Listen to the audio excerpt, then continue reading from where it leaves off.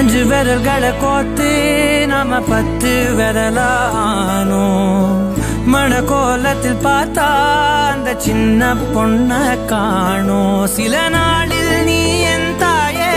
சில நாளில் நீ என் சேயே நீ மடி மேல் சாயும் போது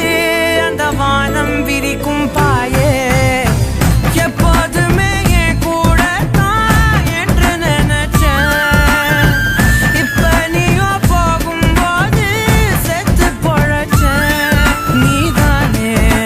சாமி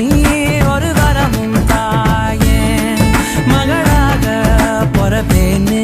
நீ சொல்லி போய உன் கூடவே பொறக்கணும்